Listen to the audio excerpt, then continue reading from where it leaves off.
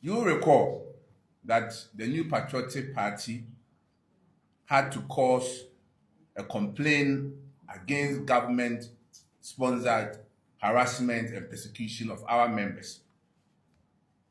The party held demonstration and numerous press conferences on the matter, reminding President John Mahama and his government that we are a nation of rule of law, and asked the NDC government to put a stop on their continuous weaponization of the state security and the judiciary against political opponents. Unfortunately, all our calls have fallen on deaf ears, but as a party, we shall not back down on our resolve to fight this injustice. It is increasingly concerning that the state security agencies continue to flout with impunity the Constitution of Ghana, particularly Article 14, on the grant of bail to persons arrested or detained.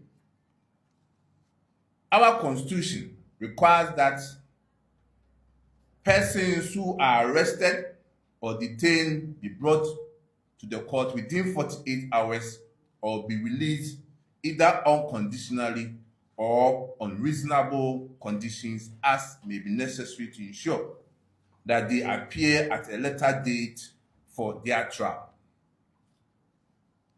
Thus, an accused person who is not tried within reasonable time is entitled to bail, irrespective of the nature of the alleged offense.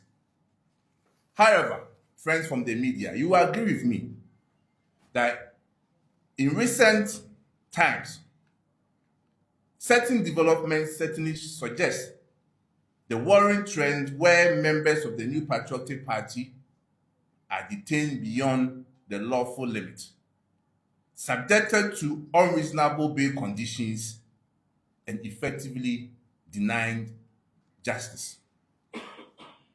This practice contravenes Section 96 of the Criminal and Other Offences Procedure Act 1960, and the Supreme Court precedents, including one in Oko versus Republic and Matipebu versus Attorney General number 2, which affirmed that bail should not be punitive or withheld merely as a punishment, and that bail condition must not be unreasonable or onerous so as to amount to a constructive refusal to grant it.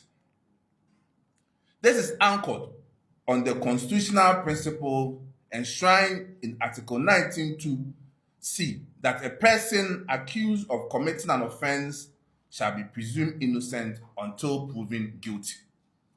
However, under President John Mahama's administration, a person is rather presumed guilty until the person proves his innocence. This is a shame to our democracy. That the presumption of innocence has now turned into whereby a person is presumed guilty for him or her to prove his or her innocence. We have seen how this government has conducted itself in the Rambo-style arrest and detention of members of the New Patriotic Party. Reference to Chairman Wuntumi, Edubuanye, Abdul Wahab Hanan, Gifty Owari, Osesibe, and a host of others. Even more troubling is the perception that the judiciary has been compromised, particularly following the unlawful removal of our Chief Justice, Her Ladyship Justice Araba Tokonu. The New Patriotic Party believe that this has created an atmosphere of fear among judges and undermined judicial independence.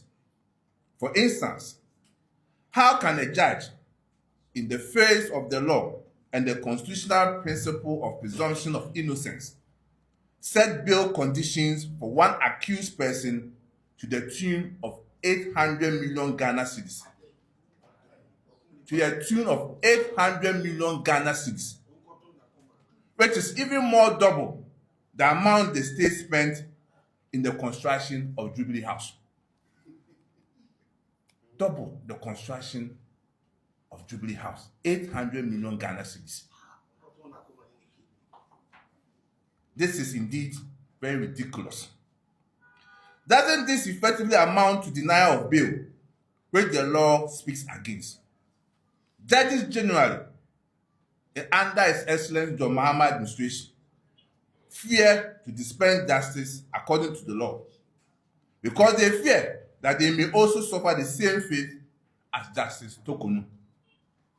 Judges are now telling us that we are not equal before the law, and are even quoting dictators like Idi Amin of Uganda to justify the unlawful detentions of citizens in our democracy.